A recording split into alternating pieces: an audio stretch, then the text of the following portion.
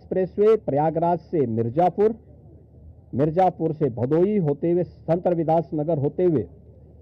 यह काशी, चंदौली और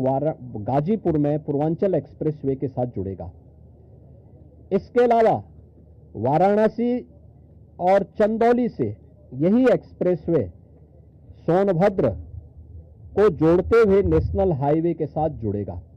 तो यह इंफ्रास्ट्रक्चर की दृष्टि से, जैसे प्रयागराज में प्रयागराज चित्रकूट डेवलपमेंट रीजन यहां पे हम लोग तैयार करने जा रहे हैं, वैसे ही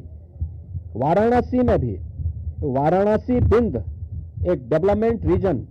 वहां पे भी डेवलप करने की कार्रवाई पर नीति आयोग के साथ मिलकर के इस कार्यक्रम को तेजी के साथ आगे बढ़ाया जा रहा है। तो ये डेवलपमेंट के वे रीजन होंगे जो वास्तव में यहां की न केवल पर्यटन की दृष्टि से बल्कि आर्थिक उन्नयन में और यहां पे रोजगार सृजन में बड़ी भूमिका का निर्वहन करेंगे। उस प्रकार का इंफ्रास्ट्रक्चर की दृष्टि से एक्सप्रेसवे एक, तो ये एक्सटेंशन हम लोग इसको करने जा रहे हैं जो प्रयागराज, बिंद और काशी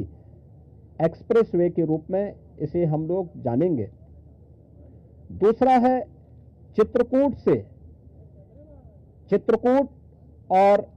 प्रयागराज के गंगा एक्सप्रेसवे को जोड़ने के लिए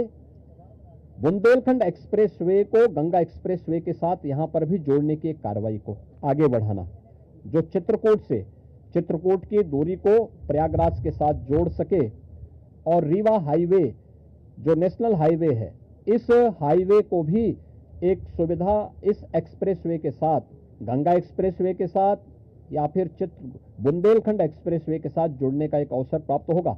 तो ये दो महत्वपूर्ण के साथ साथ प्रयागराज की अपनी आंतरिक चैलेंजेज हैं, ट्रैफिक के चैलेंजेज हैं, और इसमें हम लोगों ने अभी से यहाँ पर पहले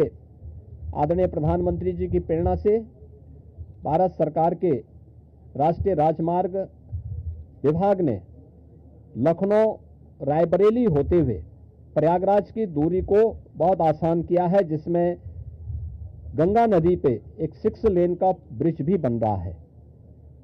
इस समय हमने उसकी एक व्यवस्था स्टील ब्रिज दिया है इस पूरे महाकुंभ के दौरान, जो प्रॉपर रूप से कार्य कर रहा है, लेकिन वह नया ब्रिज भी समय रहते हुए कंप्लीट हो जाएगा। ऐसे ही अन्य कनेक्टिविटी के लिए यहां से मिर्जापुर, जौनपुर, वाराणसी, आजमगढ़, गोरखपुर की कनेक्टिविटी को बनाए रखने के लिए यहां पर जो मांग हो रही थी प्रयागराज शहर की तरफ से सलौरी और हेतापट्टी के बीच में, झूसी के बीच में